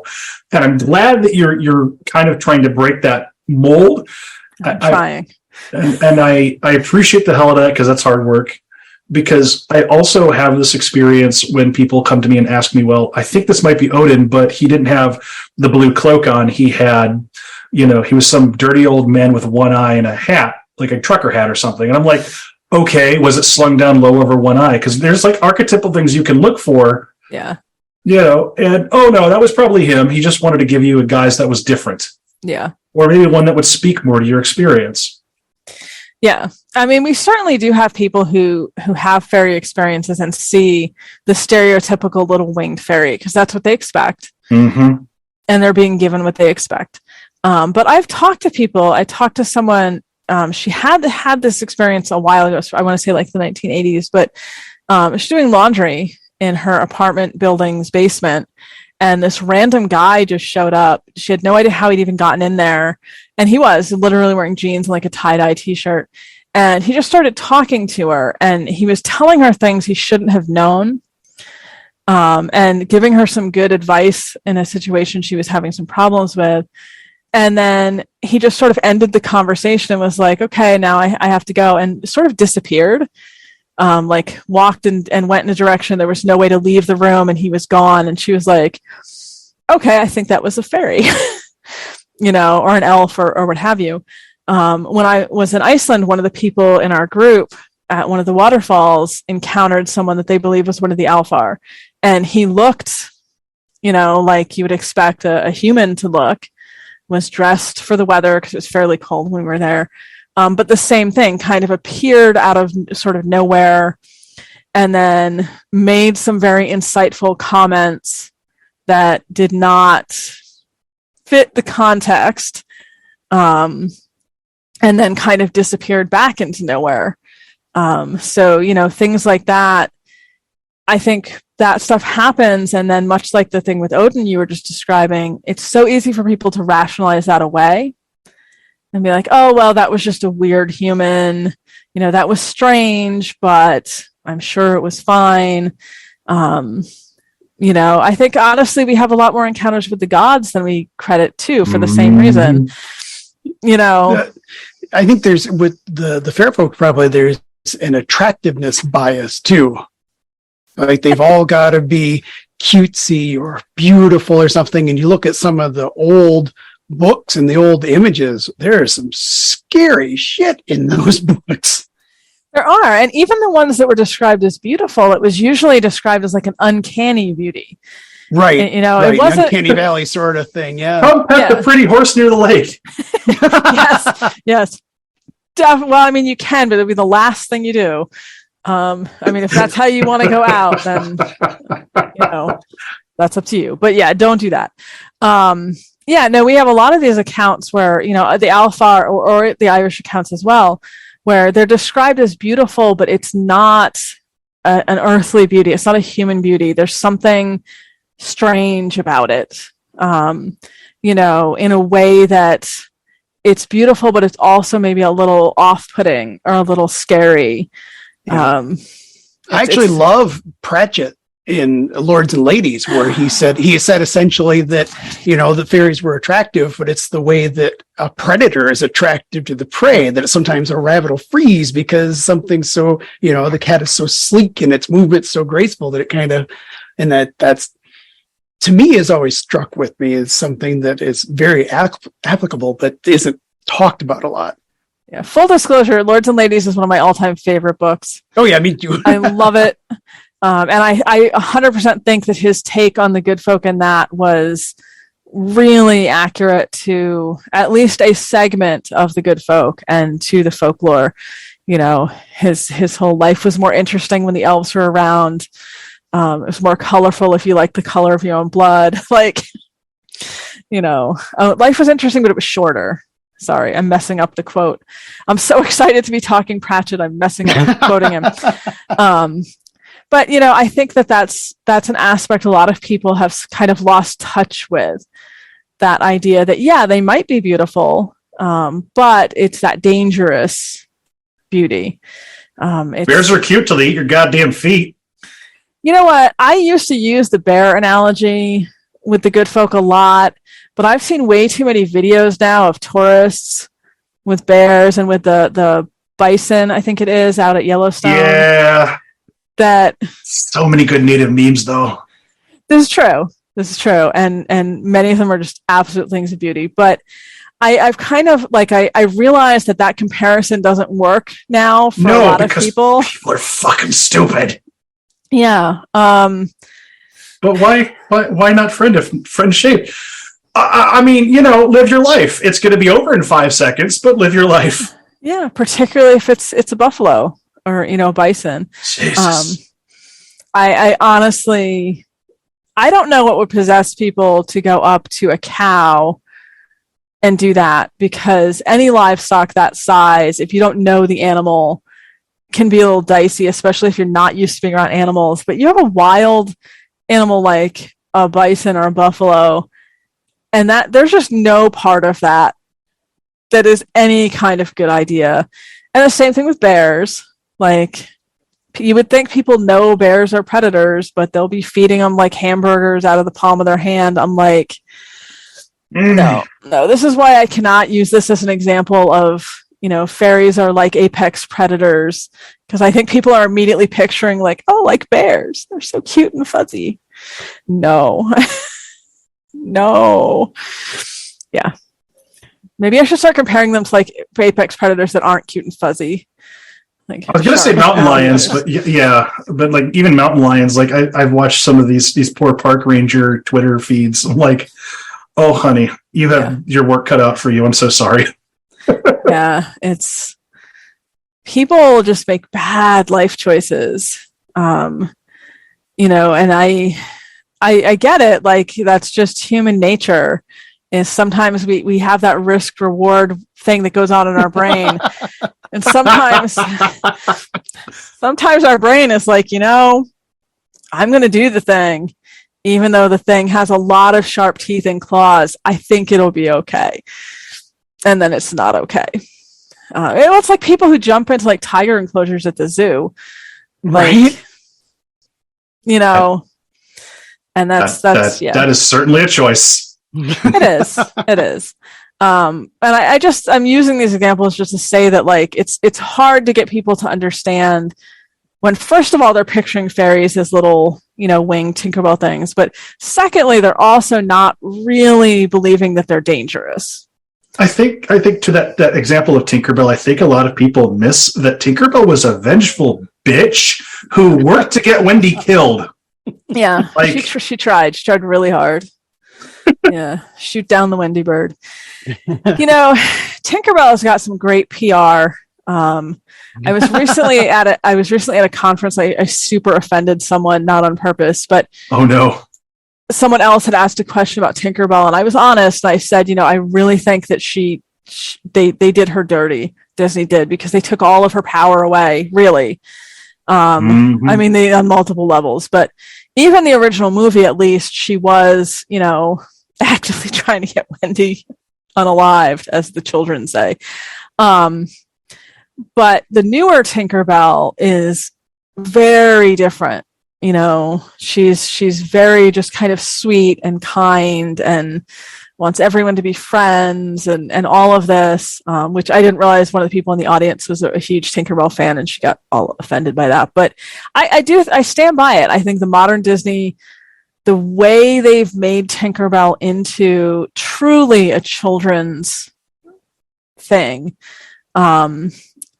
reflects the way that a lot of modern people understand fairies. Right. That utterly defanged. Yes, yeah, they're cute and they're tiny and they need human help sometimes. And I will jump to Tinkerbell's defense. This is the one time one of the other folk have entered a contract with humans and the humans have come out on top, because you don't fuck with the mouse. It doesn't. When it comes to contracts, you don't fuck with the mouse. That's true. Just imagining how she's sitting down, like, all right, look, Iger, we had this original arrangement with Disney. You better fix this shit. I mean, I think you're right. If anyone could out contract the fair folk, it probably would be that corporation. Or at least equal ground. At least equal. Right. I mean, that's a fair fight if ever there was one. Right. Yeah.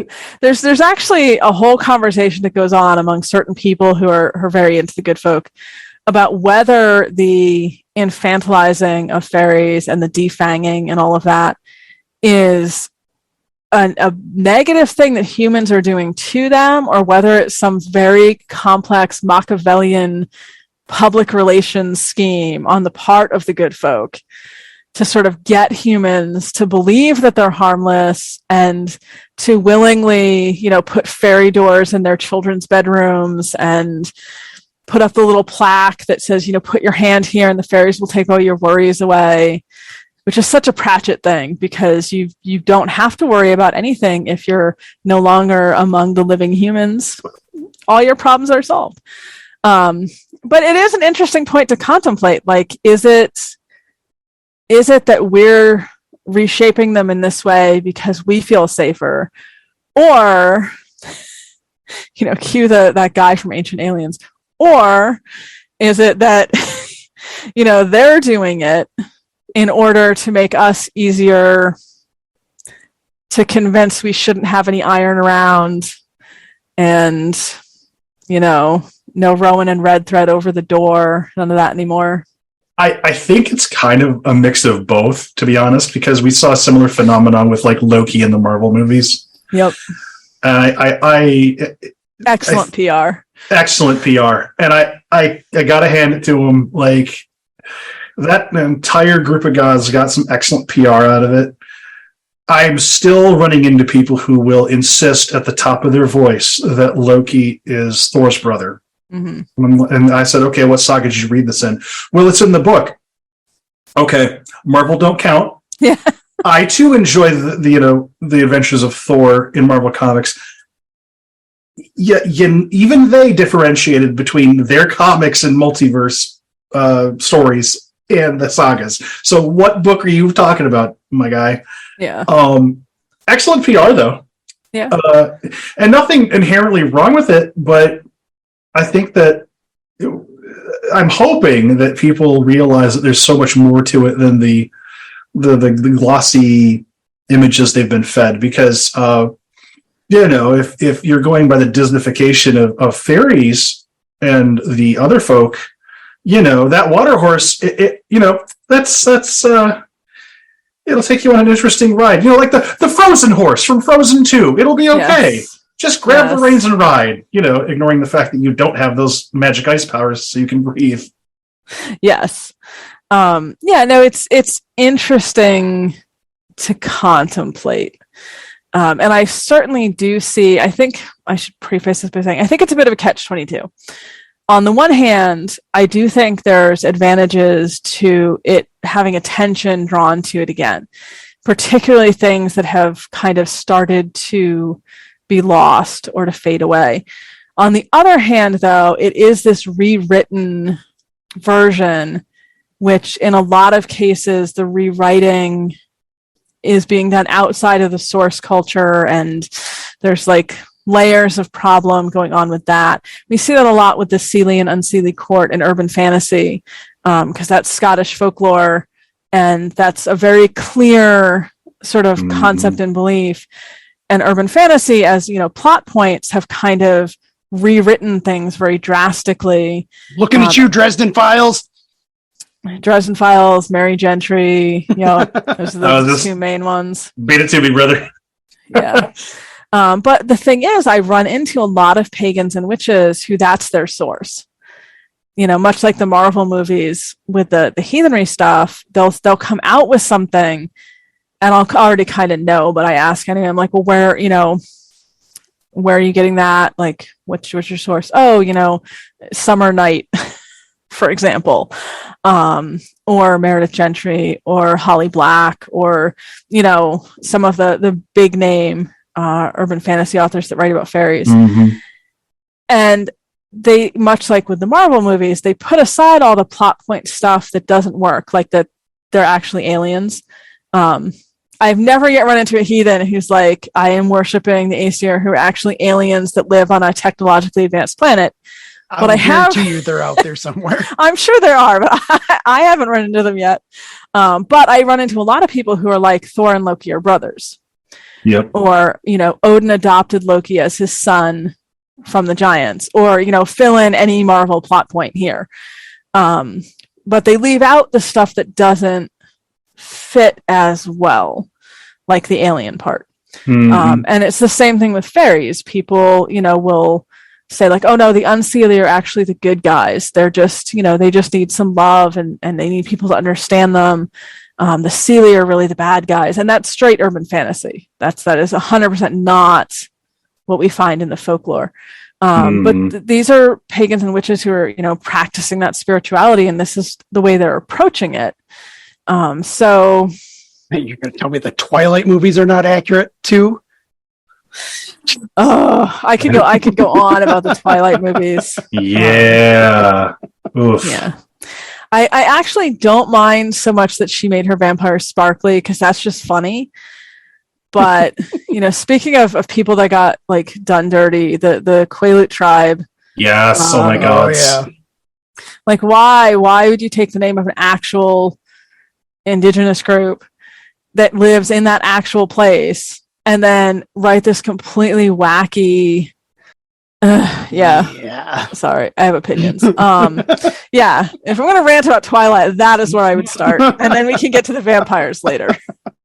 I think too, like this kind of taking stuff out of context and rejiggering it to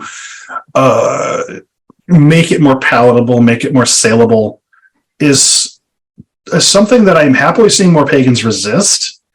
In no small part because when they start defanging the gods, the ancestors, and the spirits, they start defanging your own magic too. Yeah. Because if your magic is on the same plane as them, and they're willing to take all the fucking teeth out of these spirits, your magic is next. Yeah.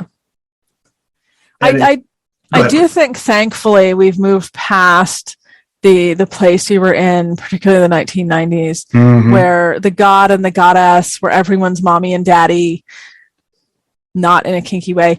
And, you know, it was all just about like this big loving sky parent, moon parent, or sun parent, as the case may be.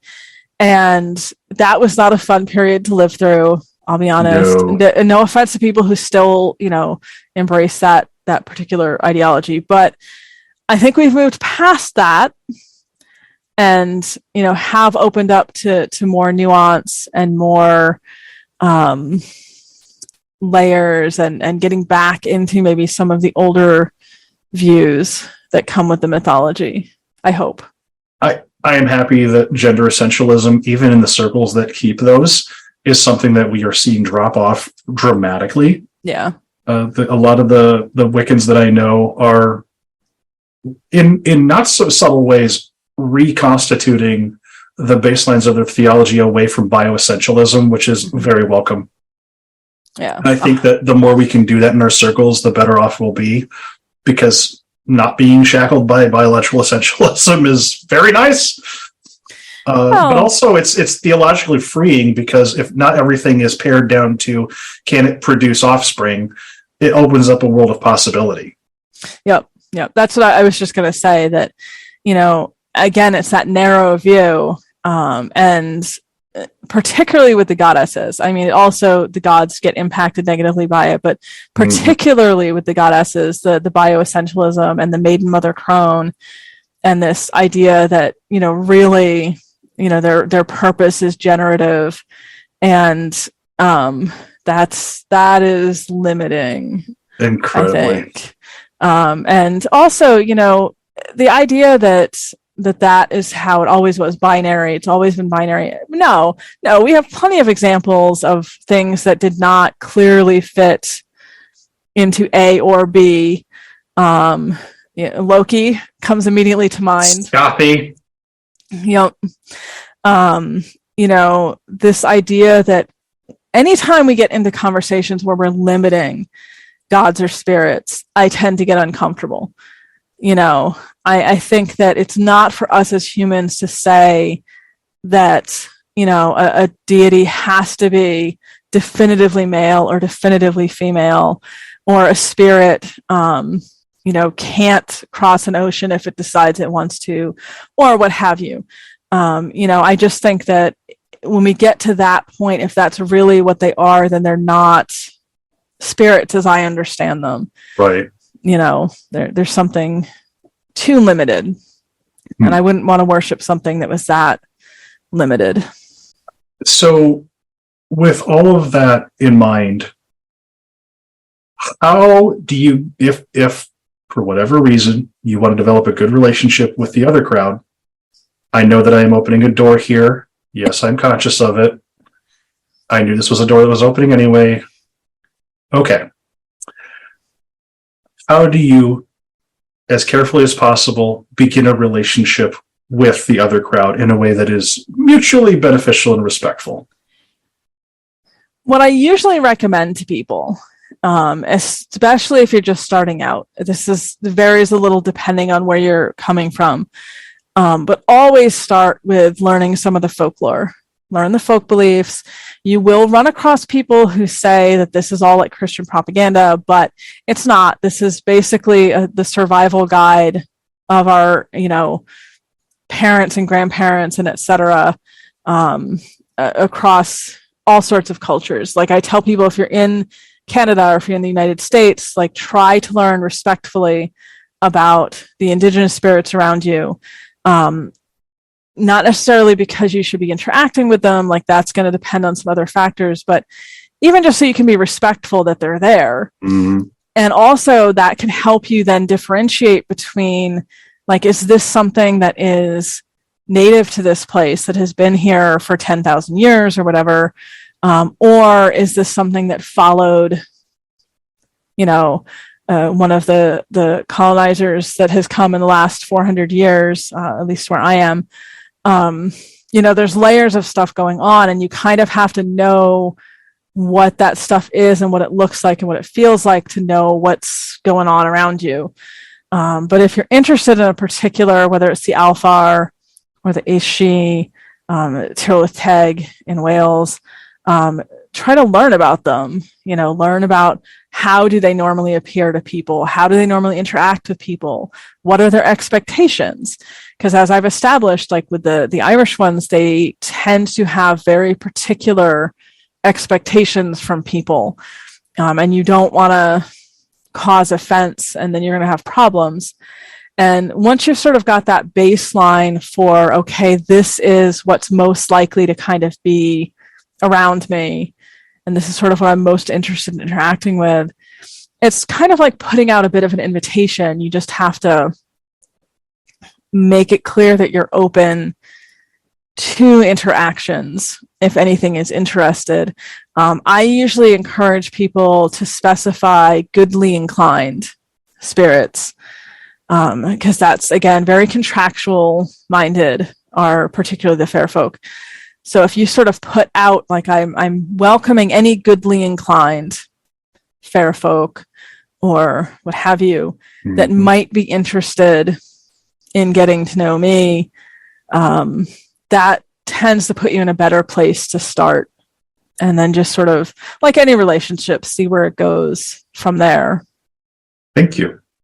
It's, at least in my experience, at the very least, one of the things that's been nice about the other crowd is they've been incredibly respectful of the fact that I'm like, I appreciate that you have relationships with these people over here.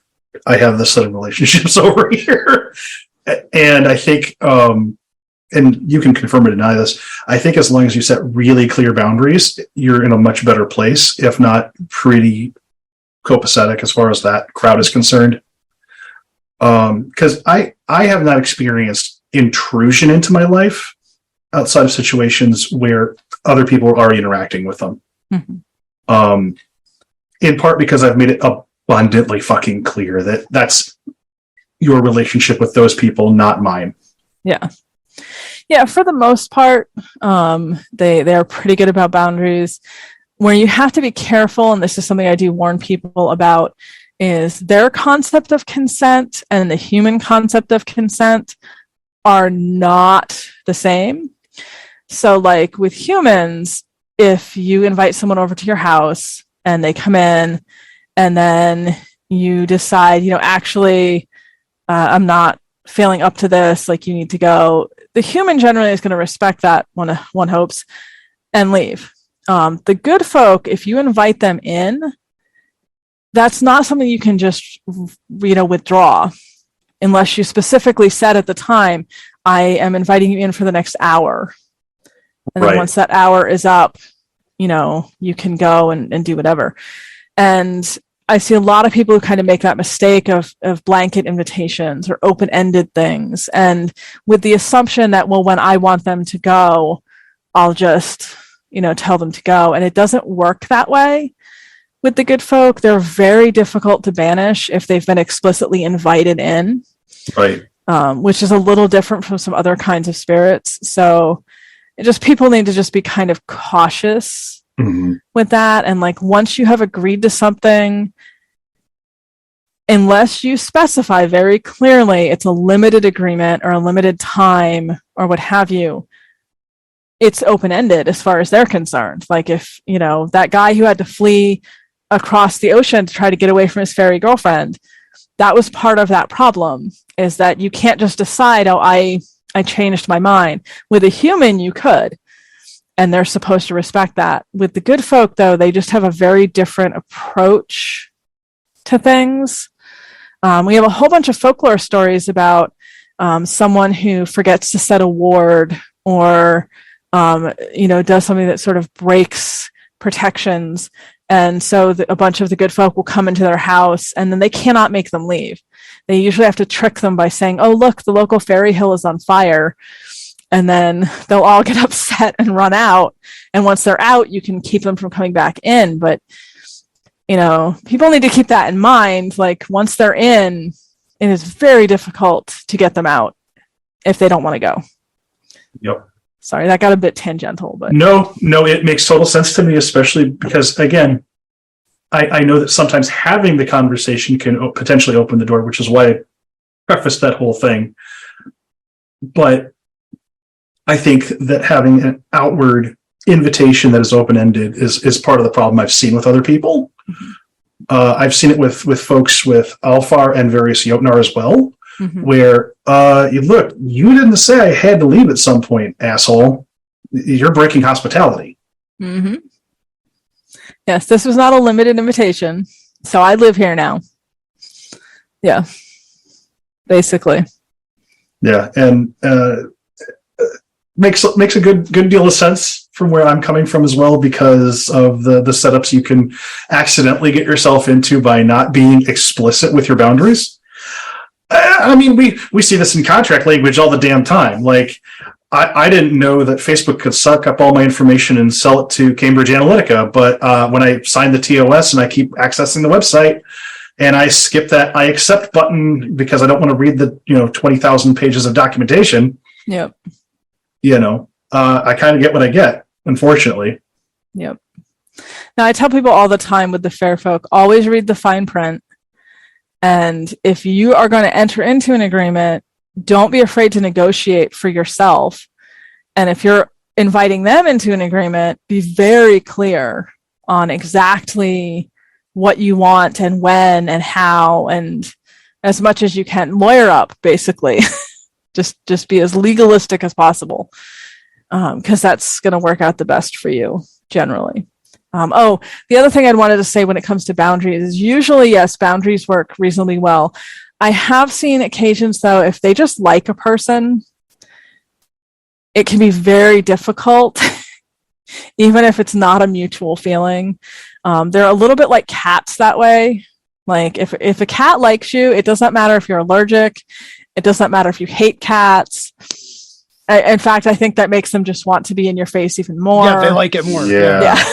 Yeah. Fair. I often actually will compare the good folk to cats, not in the fuzzy, friendly, fluffy way, but in the like very firm boundaries. They will enforce their opinions of things very clearly. They don't like being ignored.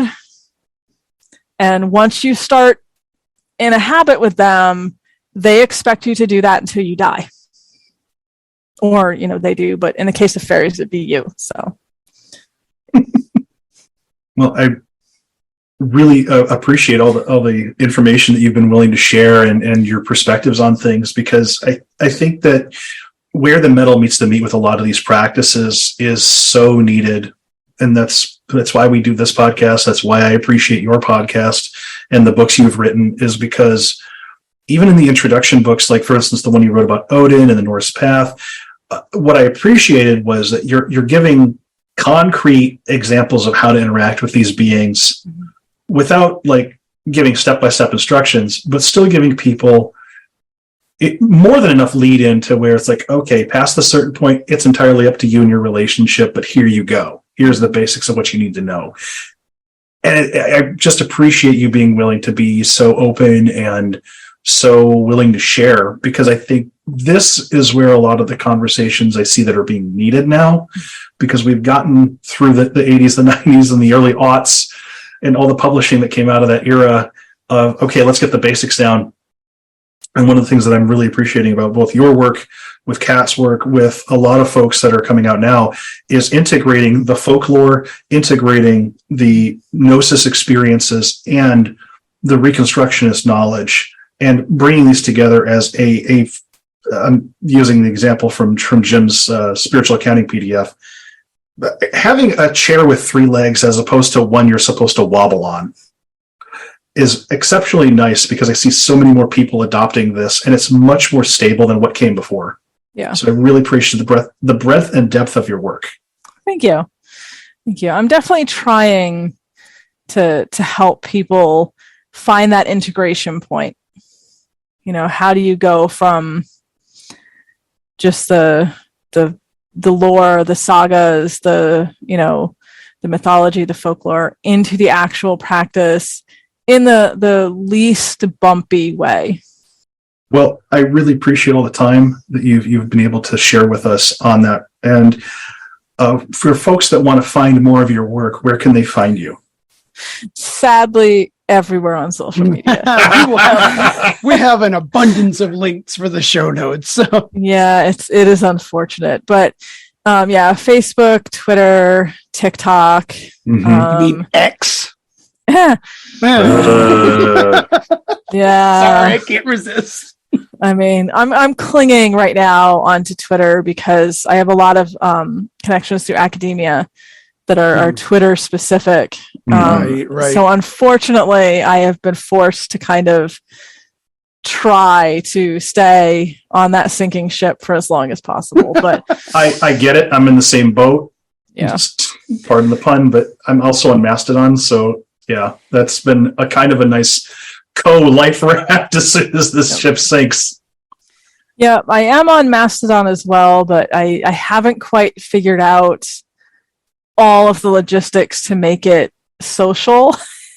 I feel like I'm mostly talking to myself. So same way with Threads, honestly. I like Threads in theory so far, even though it's a meta product, but it's kind of echo chambery because the algorithm doesn't help you figure out how to meet people yet. So, or to see things other than people you're pretty much already friended with. So, gotcha.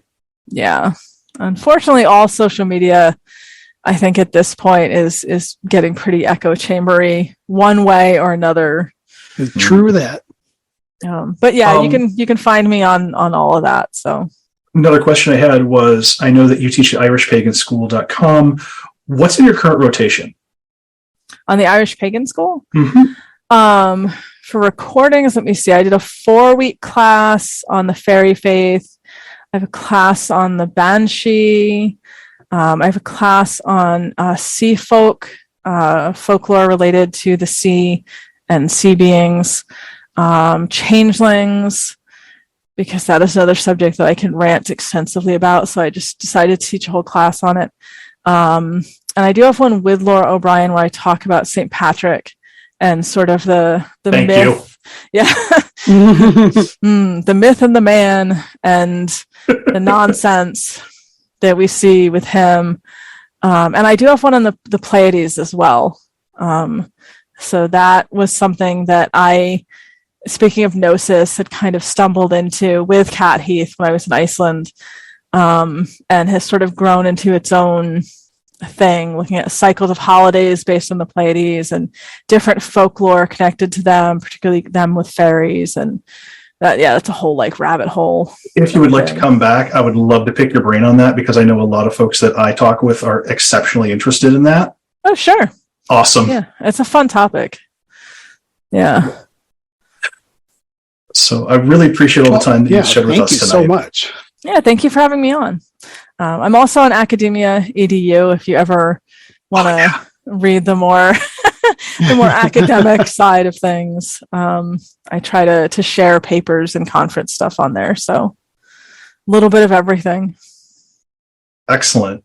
So we'll have all of those links and more available in the show notes. And if folks want to get a hold of you, those social medias are, like you said, all over the place. I apologize now for how much social media. It's Author's got to eat. I get it. Mm-hmm. You know what it is, honestly, is I started out on just the one, as most people do. Although the one would be MySpace, for the record. Nice. And then that went defunct, and everyone went to Facebook. And then the first time Facebook got a little twitchy, then Twitter, and then it's like every time something gets twitchy, there's a new one, but then the old one also stays there. Mm-hmm. So it's like the Hydra at this point. Like, I was a lot like that with Tumblr. I kept finding my stuff being mirrored, reblogged to it, and I had no account on it. So I was like, well, I may as well make an account. And then I got sucked into Tumblr. Yeah, that's how I ended up on TikTok, because I was like, I keep getting told to go check things out on TikTok that are folklore related. And I was finally like, you know what? Yeah, well. Too late. Yeah. Well, that was what inspired me. I'm like, you know what? I'm going to do this myself. And we'll try to get some more grounded info out there. So, but yeah, it's like every time a new social media thing comes around, I join that, but then I have all the old ones. So now it's just ridiculous. So. Yeah. Yeah, that is the age we live in, that's for sure. It is. Well, thank you again. Thank you so much for joining us. Thank you, as always, to all of our listeners. We appreciate your support so much, and everything that you do for us, our wonderful Discord community, and all our friends out there in the various electronic spheres. So thank you, everybody, for listening, and we'll talk to you next time around the fire.